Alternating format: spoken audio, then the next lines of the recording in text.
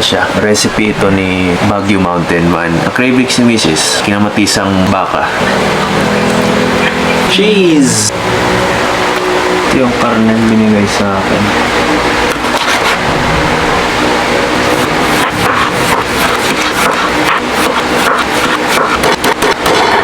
Yaks kulit.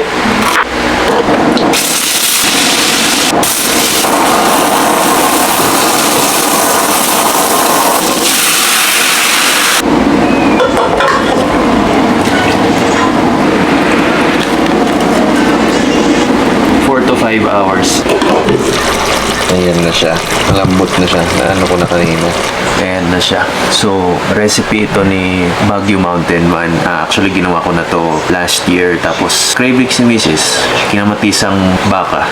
So, ang ano nito, wala kang ilalagay na tubig. Maraming kamatis, baka, pampaalat, paminta, aromatics.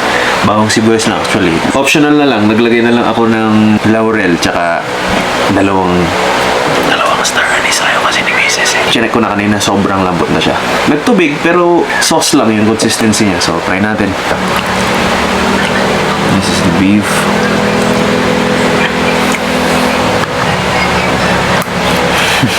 May konti siyang toast sa ilalim ng pan. Para na siyang na-double sear kasi sinir pa siya prior. Mas nagpasarap.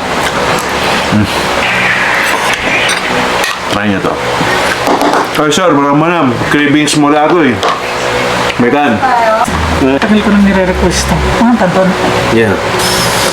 Cheese!